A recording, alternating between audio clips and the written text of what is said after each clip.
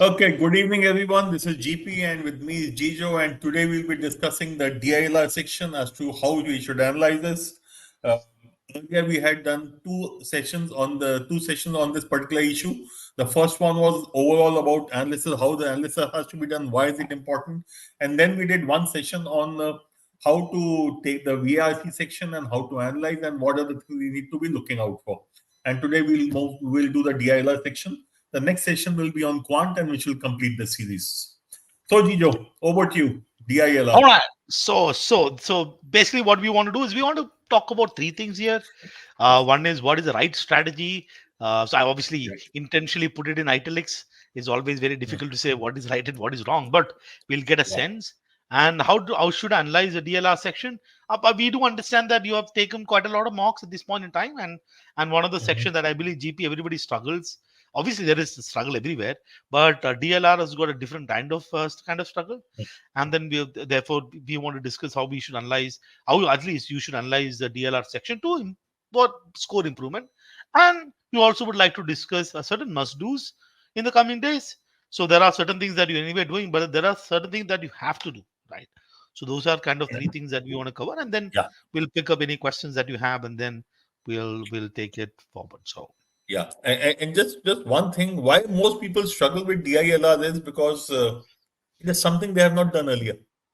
right. All your life you have done till at least 10th, if not till 12th, you have done maths.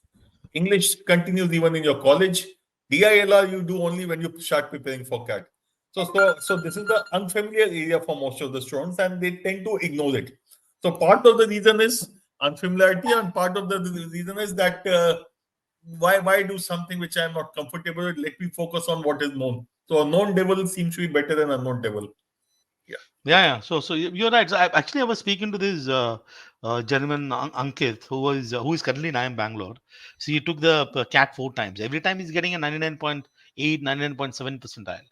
And the last year, I think year before that, last year he made it. So one of the section that he had issue was DLR. So he was getting 99.8 percentile with about 60 percentile in DLR. So it's like somebody Wow. who is very good in English, very good in maths. Otherwise, I only get 99.8 percentile. Still struggling in DLR. So this is not a sort of an issue with respect to sort of non-engineers struggle. But I think that this is Yeah. in general Mhm. something that everybody kind of have equal footing. At least that is a good news. I mean there is no advantage to anyone when it comes to a DLR Yes. section. Yeah. Mhm.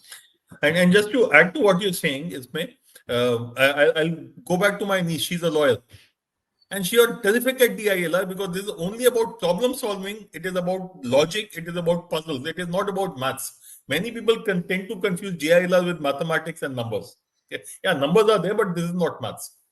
Yeah. Right. So let's move. Yeah. So just saying that, I mean a lot of things that we I hope that you're attending the race to 99 percentile session, which is happening across India and almost all the cities. We have done a few. So I and there are we have continued to have those things. So we were going to, if anyone's struggling in a section like QA and DLR, I'm sure there's a lot of things that you could learn in this session.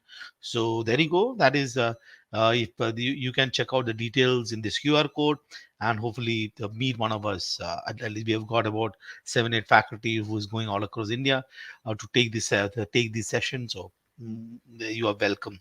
Okay, so I hope. Okay, let's start. So again, right strategy for DLR. So the first thing I want to say is right strategy is one that suits you the best. But there are a few things that we will like to point out in terms of coming to the point in terms of what is the right strategy. I mean, everybody is different. In fact, everybody will have a different kind of even target they want to achieve in terms of school that they want to get into and stuff like that. Um, uh, but your strategy has to be something that suits you the best. But there are few things that we believe would be common across all. So this is sort of the DLR story in the past 3 years.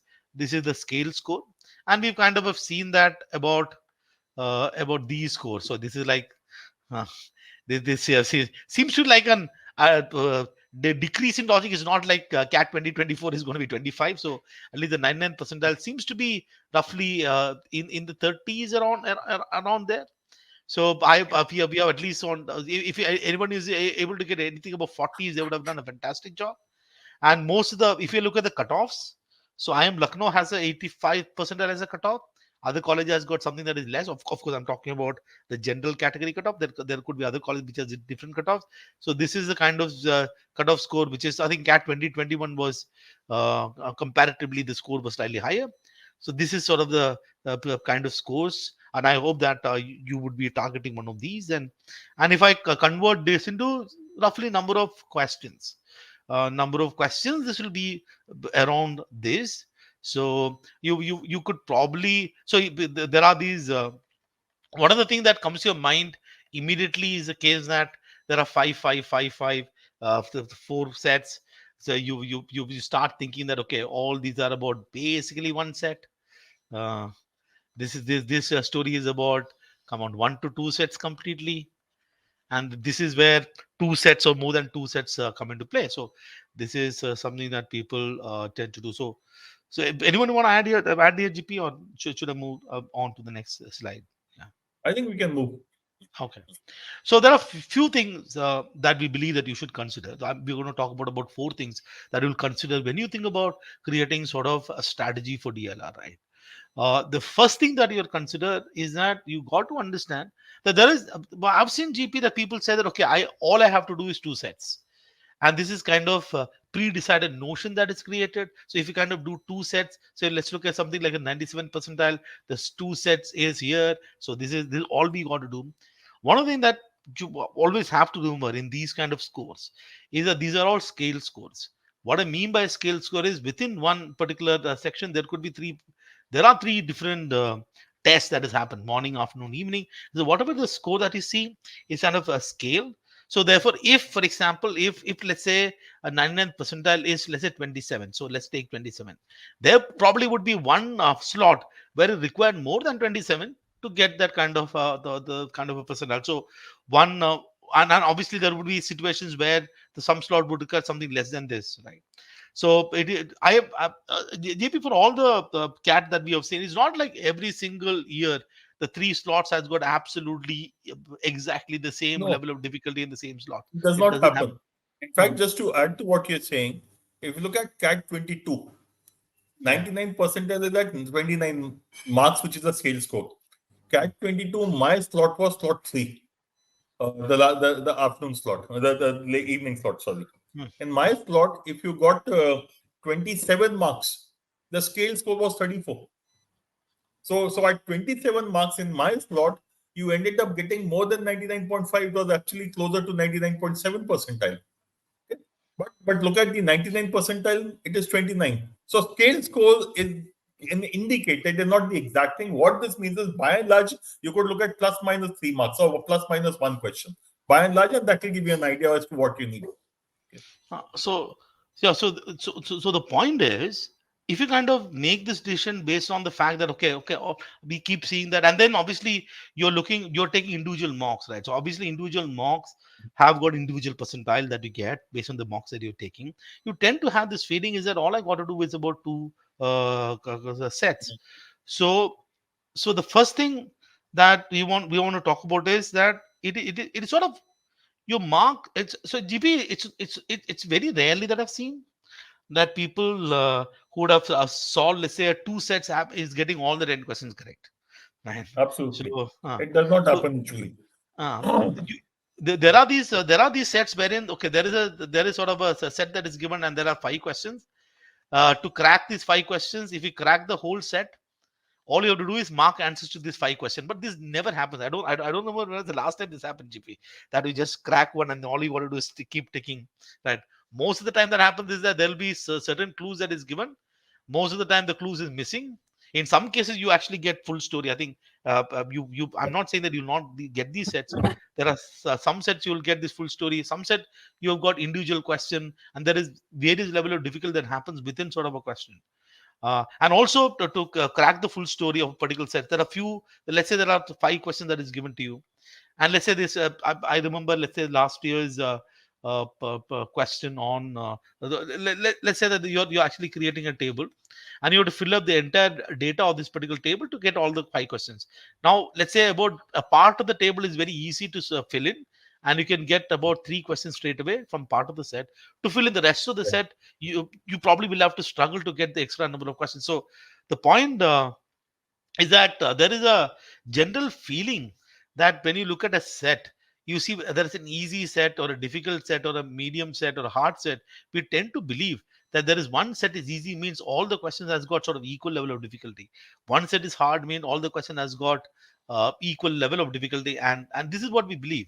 And we say that, okay, I'll probably pick up set number one, I'll probably pick up set number two, solve them, I will do set number four. But what is actually reality when you look at across? I think these are some of the snapshot of of different kind of difficult levels of individual question based on the data that we have on response sheet. What we find is that the story is kind of absolutely crazy. So you have to believe at some level, while we are saying that you solve two sets, you solve three sets, at the end of the day, your marks are not going to come from questions. And this attitude about solving as many questions as you can um is in a way. So even if, let's say, you look at a set, I'm sure that you have to work on the set to get the whole thing, but at the end of the day, GP, I'm sure there are cases where you can pick up two questions and move to the next set, right, and pick up three from Quite here a and move few. to And at every paper, they are there. So the basic issue which we need to understand is, first of all, a set has 5 questions. You get 15 marks if you get all 5 of them right. But if you do 5 questions from 4 different sets, even then you'll get 15 marks. So there's no specific advantage you get or specific bonus marks you get if you solve a set completely. At the paper set, if you get all 5 out of 5 right in a particular set, I'll get 5 bonus marks. I would probably look at doing it. Second thing is, we need to remember, as you have very clearly pointed out in this one, and the slides telling us very clearly, that in an actual CAT paper, that every set will have easy question and difficult questions. So a so-called easy set will have maybe 3 or 4 easy and 1 medium or 2 difficult, or that kind of a structure. A so-called difficult set will have maybe 3 difficult and 2 easy sets, or 2 medium questions. Okay. So every set has easy and medium and difficult questions. Our job is to do the easy questions across all sets. Okay. Because if you are able to pick out those easy questions and do them, one, they will take less amount of time to solve. Second, the accuracy will be high. Every time you pick up a difficult question from an easy set also, you end up spending more amount of time, and you usually tend to get it wrong. So this is what is extremely important to remember. It is questions that are important. The set is just a construct, it's a background on the basis of which I have to solve questions, but it is a question which is important. right. So the way in which you kind of want to so the another thing that I kind of want to talk about is this idea about, so what we are doing is, because we have this attitude that we'll solve this two question in our mind, we are thinking that let me reject two questions, two sets. So we have this attitude of rejection. um, Instead of a sort of an active rejection, I'm not asking to solve all the sets. That's not what we are suggesting. But I think instead of active rejection, what you got to do is to create an order of attack. Say for example, and most of you, at least some of you, Yeah, most of you would, yeah, Gejo, if I can just interrupt here, uh, I just wanted to elaborate on this rejection of sets. Now, when we sure, say we will do only one set or two set and get that score, you are assuming the past will repeat in the future. Okay? correct. That need not happen. Past is past. What we'll get in this year's paper, we'll come to know on the day of the paper. We don't know whether it will be as difficult as last year, or more difficult than that, or easier, or very easy. You will get to know only at the end of the paper.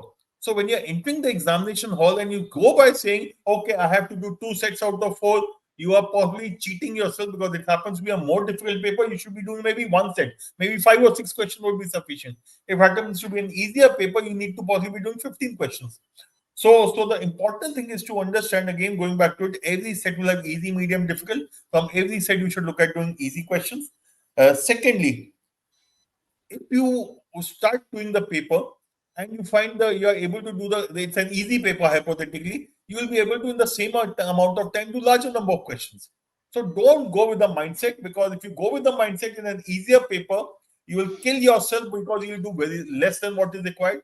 In a difficult paper, you will kill yourself, because you will be struggling to do 2 sets, when the paper we will probably need one set, or maybe 4, 5, 6 questions. Okay? Yeah. So that's exactly the point. So to illustrate what GP is just said, okay. So let me explain what this table means. Okay. So when you look at paper from CAT 27 all the way till CAT 2023, if you look at the DLR set, by and large, the level of difficulty is more or less the same. I mean, it's not like So I think there are some crazy sets that you've seen in 2017, 2018, 2019. There are easy sets that you've seen back then. There are easy sets that you see now. There are crazy sets that you've seen now. You see all kind of variations happening across the years. So those of you who have kind of solved sets across, you see that by and large, let's assuming that there is not so much of difference with respect to sort of the level of difficulty. Of course, what changes that the number of questions per set was 4, the number of questions per set is 5. Now if I look at the story here, back in 2017 and 20 that back in 2017, 2019, when cat was a 3-hour paper, we had 8 sets, and 8 sets supposed to solve in 6 minutes. That means if someone has to sit and solve everything, they have 7.5 minutes per set. This is probably too much. I mean, it's impossible to kind of do 7.5 sets. Therefore, one of the strategy was to select, which means here, in one sense, rejection would make sense because it is not possible for you to go through all the 8 sets. Very few people can do it, still pick up question from here and there. So here, rejection could make sense. You're basically saying that, look, and back then, around 45 marks is what was required to kind of get the 99th percentile back then around. We're looking at about 15 question net correct. So either we are solving about 4 sets all correct or about 5 sets. So what used to happen back then is that somebody will probably spend about 10 minutes deciding on which are the sets they want to look at, and then remaining 50 minutes they end up solving either 4 or 5 sets, which means that translate into something like a 10 minute per set. And people used to solve the 10 minutes per set back then. What has happened in 2021 to 2023, if you look at this paper, right, we have 4 set in 40 minutes. That's already like a 10 minutes per set. Now, however, for some reason, the conversation that we had and a lot of people's conversation around the cat 2017 2019 said that you have to look at 2 sets, you have to reject set, you have to reject set, that kind of stuck around here, right?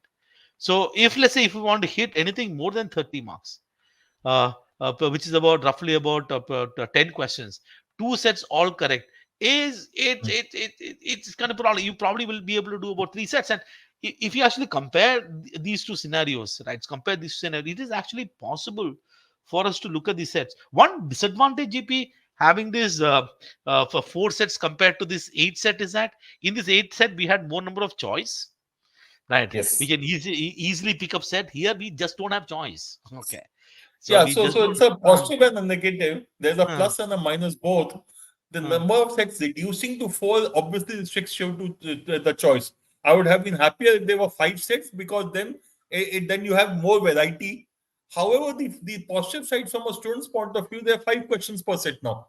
So if you're able to solve a set, you can, theoretically speaking, solve all 5. So for the same amount of effort of understanding the set and understanding the set, the outcome is five questions as compared to 4 earlier. So net, I would say it is still almost the same, not too much of a difference. yeah. Okay. So the point is that reason why I think most of your strategy revolves around a pre-decision before even the test starts, that I am going to pick up 2 sets and solve. I think that's what mindset of most of you are. You are. I think this is something that we discussed extensively in And these race to 9 sessions. GP is that and that Gijo, that. this is a problem. There's a problem not only in DILR, even in Quant and English. I find this as a problem. I will attempt only so many questions. You can't prejudge the paper. That is something which is extremely important.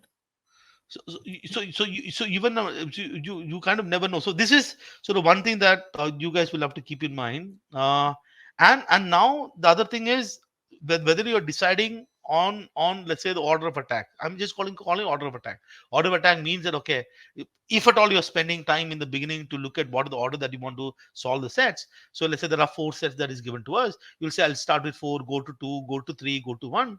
And how are we even deciding on that particular day to to solve this question?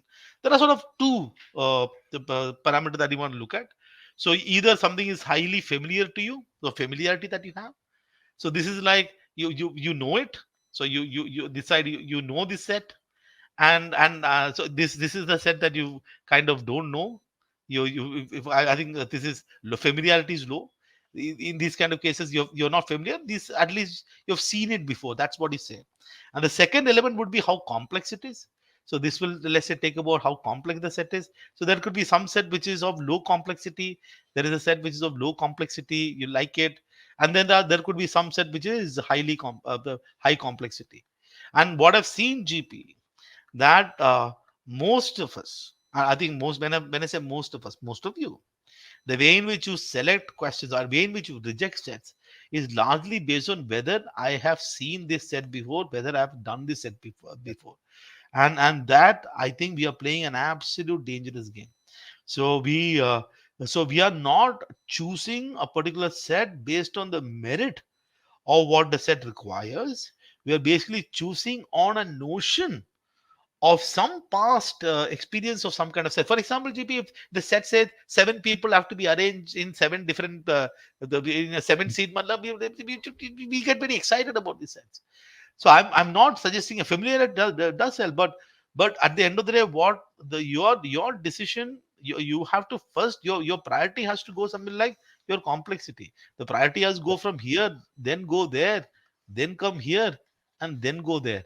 So this is sort of important, GP, right? So this sort of focusing on Yes. your assessment of whether you understand what you're reading, whether you're able to understand what you're reading. That is sort of important, is what I believe And is very and and important. if the students look at the old CAT papers from 17 to 23, they realize some of the least familiar sets are the easiest sets because of lack of complexity. The lesser the level of complexity, the easier it is to handle. So I think familiarity is overrated. Most students go by familiarity, but it is highly overrated. To me, complexity is the key thing. Even if I'm not familiar with it, it is very low level of complexity. After reading the paragraph, I'll understand what it is all about.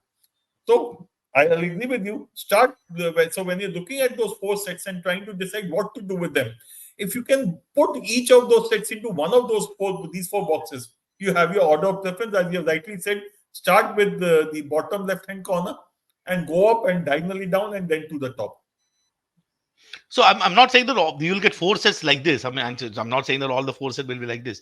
But another sort of the point is that, so what you got to understand is, how does it matter whether it's familiar or not familiar? I'm going to read what I see. I'm going to spend some and read and understand what's happening. I'm going to look at the questions.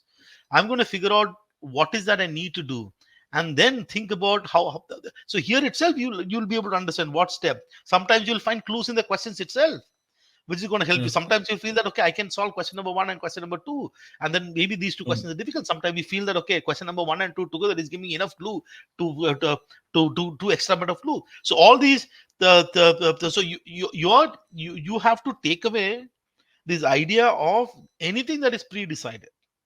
So Yeah. some people say that, I'm 100% sure a lot of students just don't do set theory at all. I mean, you look at set theory question, you leave it.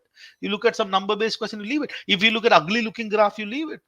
And that is sort of problematic. And what happens, GP, is that they end up getting stuck in some of these questions, and then you don't know what to do. So if you Yeah. have not created an order of attack, right? If you have not created an order of attack, and you're merely saying that, okay, out of these four sets, I'm going to solve this set, this, I'm not going to solve these two. And if you get stuck in this particular set, then what do you do? And then you in your mind, you already said that, okay, set number three is over, set number one is over. But it's sort of create this order of attack. You can at least move on to the next one and then come back later. And these sort of two things, I believe, is very important when it comes to DLR, I think. Uh, yes. Absolutely. This is extremely important. And one question which keeps coming back is, if I leave a couple of questions in the set and move to the next set, I have already invested time in the first set and I will end up wasting more time in the next set trying to understand the set. And my answer there is very simple. Yes, you have invested time, but there's something called sunk cost. If I got two correct answers in 5 minutes and the next three correct answers are going to take me 10 minutes, I am better off going to the next set. So end of the day, I want students to understand that it does not matter where you pick up the questions from, as long as you're picking up easy questions, as long as you're picking up questions from low complexity sets, you will get most of them right in less amount of time. Right. So this is, I don't know what is the story that is going to happen sort of next year. We assume, I think that these when we keep looking at the previous year story and making sense, and in general, if you are someone who is doing about couple of sets, and able to do most of the questions correct, you'll be here. I mean, there's no doubt you'll be here, right? But if Yeah. you start getting into the threes, then you get higher. So it is also quite possible. So that actually means that that actually means that you should. It's not necessary. So that it's instead of, for example, at this point in time, removing the set out of the equation and looking at question, pick up as many questions as you can, and solve it will be the case. So yeah. So how to analyze? So let's just take this scenario, and I mean, this is so I think we have discussed about how to do basic analysis, but let me just explain, and then we'll get to forward. Okay, let's assume that this is your mock score. Let's say you solved a particular set in the mock, you end up getting about 15 marks with about 80 percentile in mock. That's it. Let's assume that this is your target. You want to reach here, you want to hit the 99 percentile. You see that I have to get a score of, let's say, close to about 30. That's your target score. And this is sort of the gap that you start seeing. The first thing is to find out how do I bridge this gap. Now the bridging these gap from wherever you are, whatever target that you have, has to be based on two simple things. So the first thing that I'm sure that all of you are doing is redo all the questions once again without looking at the solutions first. Right. And that is give all yeah, GP. Yeah, this is extremely important, and this is what I find many students not doing. Yeah. Two So things are which one? important here. One, the sets which you have solved, please Hmm. resolve them. Maybe there's a better method of doing it. Look at the video solution, the Gejo solution, or if there's one. Also, the one which you have not been able to solve them completely. Now, it is extremely important you solve all the four sets and not do the only the one which you have not solved in the paper. Yes, Jijo, Yeah. back to you.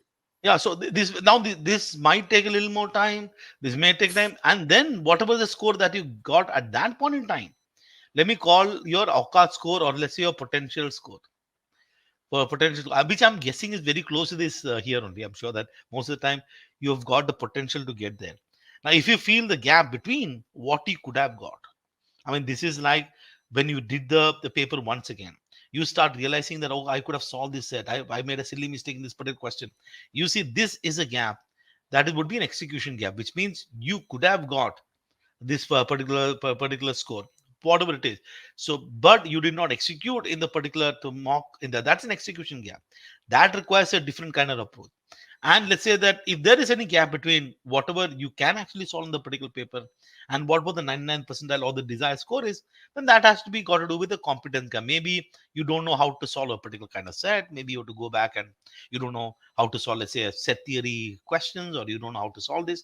So identifying these two gaps, first of all, is important. I'm sure that most of you by now be doing it. If you're not doing it, then you're actually not doing the proper analysis. So this is sort of the first thing that you got to do. And my feeling, GP, is that in Mhm. DLR, most of this will be usually here only. Okay, this is Yes. my uh, from, Mhm. from my experience of seeing DLR for Yeah. all these years. Okay, I Yes, so you most of the time it's the execution gap uh, because when we are attempting the paper, we get into that mindset what we talked about that I have to complete the set. If I have to come what may, do all five questions in the set, and that is where you end up wasting a lot of time. And the second reason for this execution gap is that we want to do as many sets as possible. To do as many sets as possible, I'll rush through the sets. I'll miss out on important piece of information. I'll not be able to get the all information in place. I'll make a wrong table because of that speed. I'll do wrong calculations. I'll place the data points into the wrong cells, and all that is nothing but execution gap. So if you look at this part, after you have done the Avkaz score, the most important thing becomes is to find out where did I go for in terms of my process, in terms of my behavior. Okay? Yeah, what went wrong and to me it is that behavior during the paper which is critical. Was I rushing through it? Were the mistakes which I committed were avoidable mistakes? Were they unforced errors? Or were they because I did not understand the set at all? If you did not understand, then it was a long selection process that you employed. So what went wrong? Whether I chose the right sets of data or not, whether I was willing to leave the difficult question or not, which is the third point decision on the question. I came across difficult question. I persisted with it. That went wrong because I should have left it and moved to the next one. Okay. Or was it I was rushing through it and hence I messed up the data completely? So these are the things which you need to jot down for yourself. Yeah. So exactly. So what you got see the problem that we have with DLR and math at least you're looking at individual sort of 22 questions. VRC you've got 4 passages, but then we have also have those 8 BA questions, some individual question. So you kind of you're moving forward, you get stuck, you're moving forward. At least in the VRC, what is going to happen is whether you at least we'll mark something, right? We can mark something in Ah, the we at least we see a that's lot of right. greens. Right hand side, it's full of green, and it's just that we keep crying after the exam, but during the examination we're just marking, right? Here that doesn't happen. We just can't move like QA, and we cannot mark like VRC, right? So it eventually boils down to decision. Your first decision that you would ask yourself is, what did I do? What was my selection? The sets that I decide. When I say selection, the order in which I decide to attempt the question. So there are these question one, two, three, four sets. In what way I put it? Was it a right way? If something went wrong in terms of the selection, I'm sure this happens not many times. GP, I mean, people will say that. Yes. And will come back and say that why did I miss this set? It has happened to me many a time when I go to after taking the test, you come back and say, actually, why did this is this is the thing that you have to do. One is selection mistake. Selection mistake means that you had these 4 sets. You for some reason you decided 4 is your favorite one. Okay. And then you started doing 4, and at 25 minutes went in 4 only.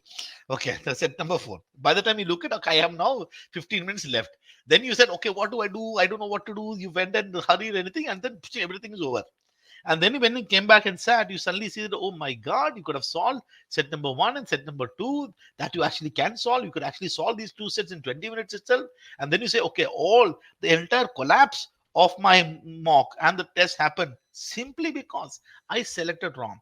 Now, then when you ask that particular question, okay, what are the things that I got to do? Sometimes you even decide, okay, let me not select only. I will read the first set, do as many questions as I can. I'll move to the second, whatever. I'm sure that you will get answer to it. Right? Once you sort of select and sort of you enter the sets, and then you have the process of solving. And यहाँ पे GP it can go haywire. And we kind of have decided the process into these 4 parts.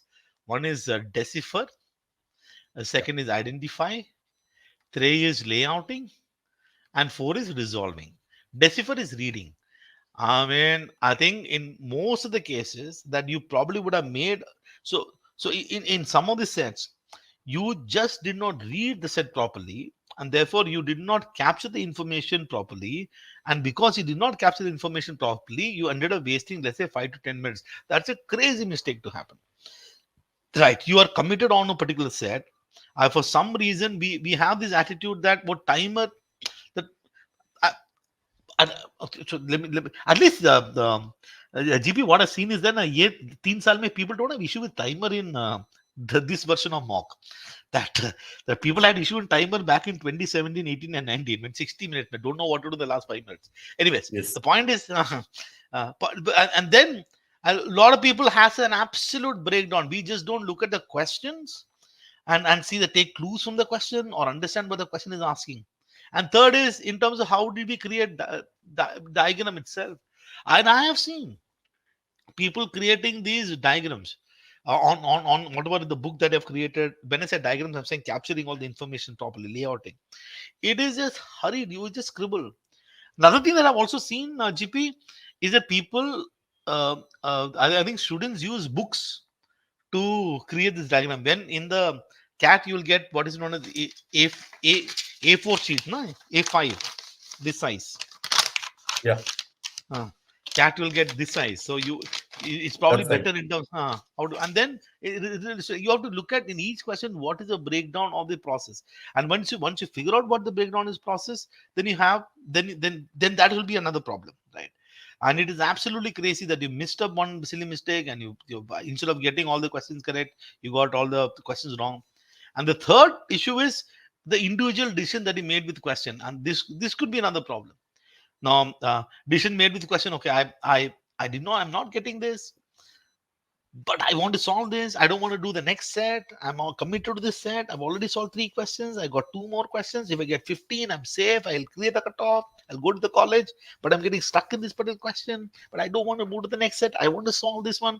And then you end up spending God knows what 10 minutes on 2 questions. In those 10 minutes, you probably could have solved one more set. And if at all you made decision, your DLR story is eventually boiled down to these decisions that you're making. You have to continue to do this. There is I was chatting GP with a few students from IIM Bangalore. Right? So I was Mhm. talking to this girl. In every single mock that she took, she could only solve one set. Right? Every single mock, and uh, and then when she did the question once again, did this analysis, she could solve three, all four, every time. But she continued Oh. to do this. Huh? In the actual cat, she ended up solving three sets and got 99.9 percentile. Sort of in DLS. That's the story of that the boy who had got this 99.8 percentile with English is like some 45, math is like some 50, and DLR is like 60 percentile. What he told me was that he wanted to clear the cutoff in whichever situation. So he used to create panic situations. Well, like he would take a mock and solve in 20 minutes and see if he can solve some set. What if I am panicking in between? He used to solve this mock paper in about 10 minutes, 15 minutes, 20 minutes also. So those are the kind of individual sort of issues that you want to get in, and obviously also write down what went right. I think people miss this completely. Uh, this is if there are stuff that went right, because GP just you just said that before that this is something that I've seen across GP, that if I get some question correct, then we decide that I don't have nothing to learn. See, if I, for Yes. example, solve an That's RC passage. unfortunate. So I have nothing to learn. If I do that, so even if, let's say, I think the people don't even look like, okay, I don't want to watch this solution. Why am I watching this solution? I mean, I already solved it. But one thing, probably that will reinforce the skills that you have. So you got a strength, it will reinforce it. Number one. Number two, there might be a better method to solve it. You got to, at the end of the day, what you went right, you should at least know what went right. Half the time we don't even know what went right because we don't even Yeah. do analysis. So I think that every single test of DLR, I would like to say this, that you have to break it down to sort of three phases in terms of the decision that you made by selection, the decision that you made by solving in terms of the process, and decision that you made within individual questions. And then what went right, what went wrong. At least you're aware of this, and you got to solve all the three, all the four sets completely. So this sort of Yeah. is Yeah. So Gigi, if I can just summarize this part, yeah, when yeah. you're analyzing, the first thing you do is you solve entire paper again so that you understand what your cards score is. After that, you ask yourself, was my selection of sets fine? Was my order of attack, which I thought was that I want to go ahead with, was that the right decision or was it wrong? I decided to go with 2, 1, 3, 4. Was that the right? Was that the best approach for me, or maybe I should have done something else? If yes, something else should have been done. What is it that I should have done and why? If I started with set number two and that in hindsight was not the right thing for me to do, what was there in the set which should have told me that maybe this is not a good idea? Maybe I should have started with set four because of this season. So please document it. This went right for this season. They did not go right for this season. Then you come to the solving process.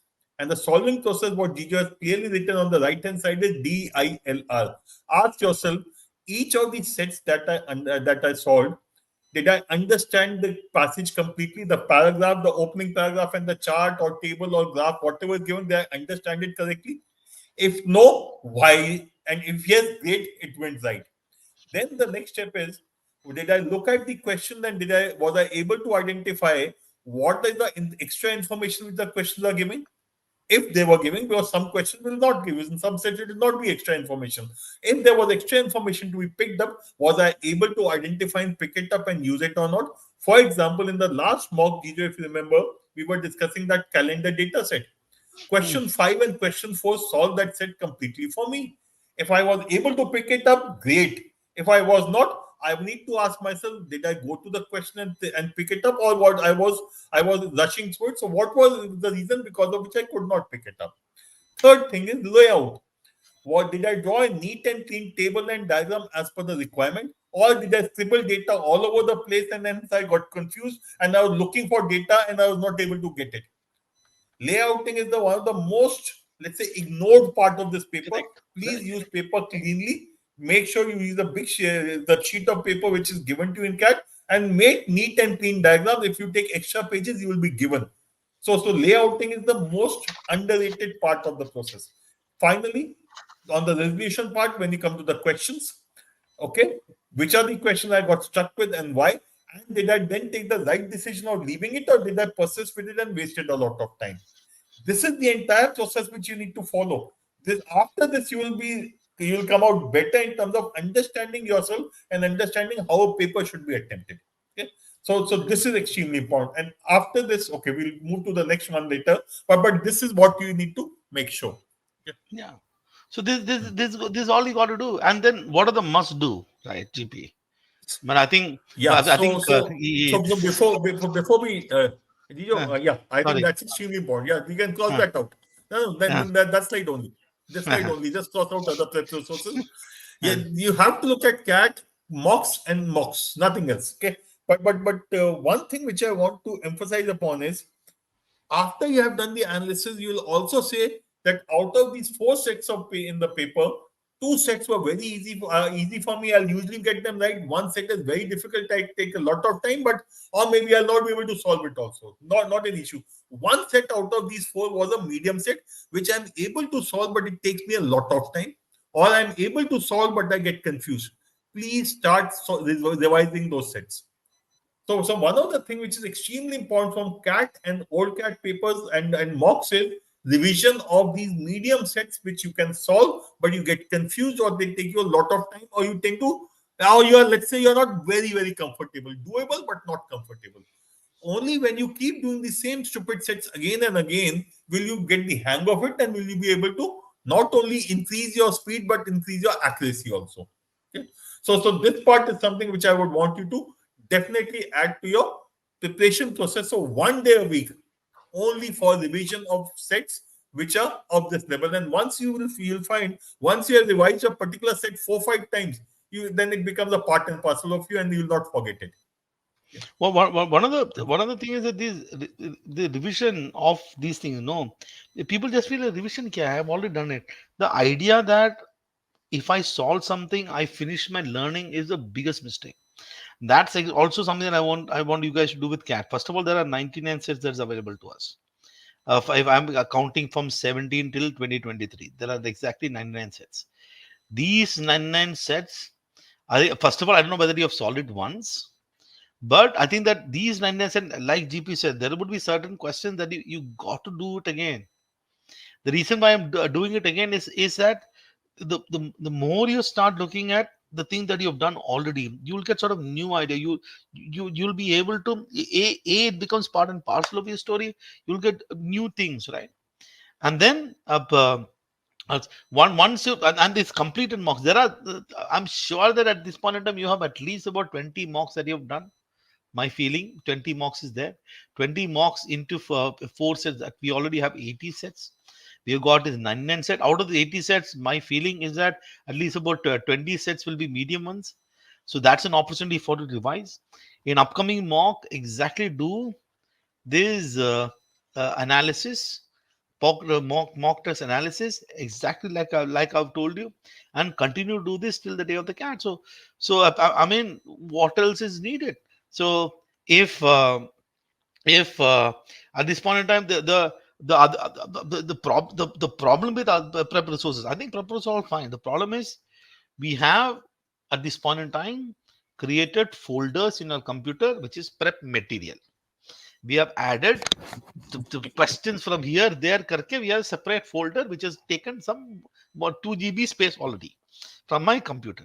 And when we have this extra sort of material which is kind of this width, what you actually lose out is depth.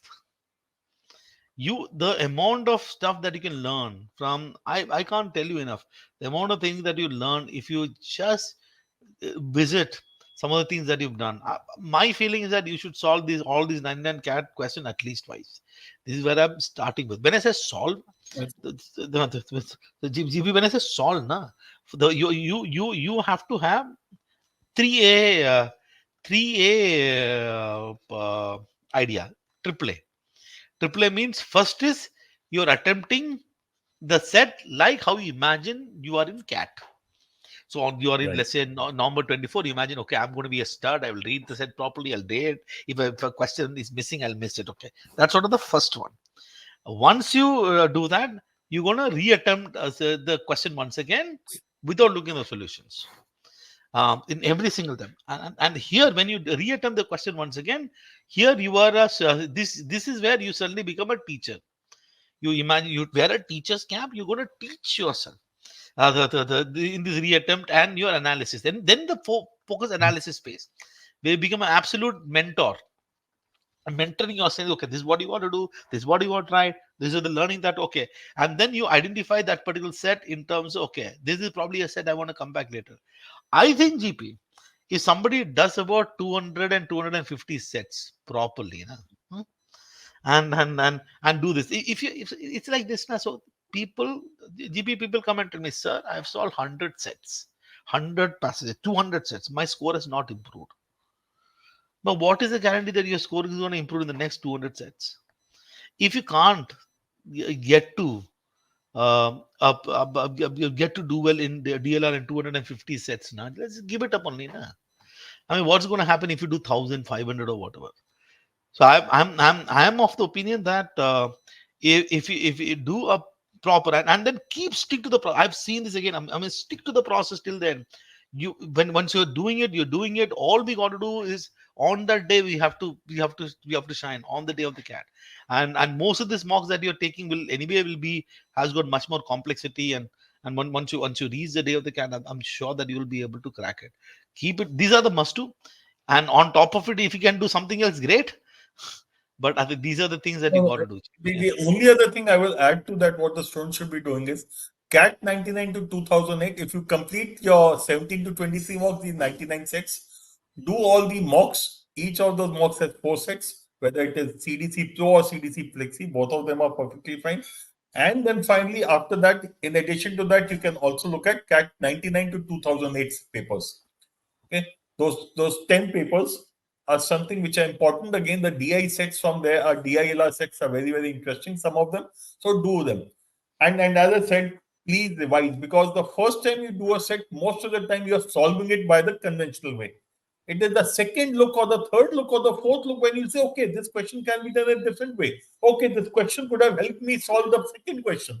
So you will be start making connections only when you do the set again for the third or the fourth time, not the first time. Maybe second time you will, but typically with the third or the fourth attempt, you will start looking at things in a very different way.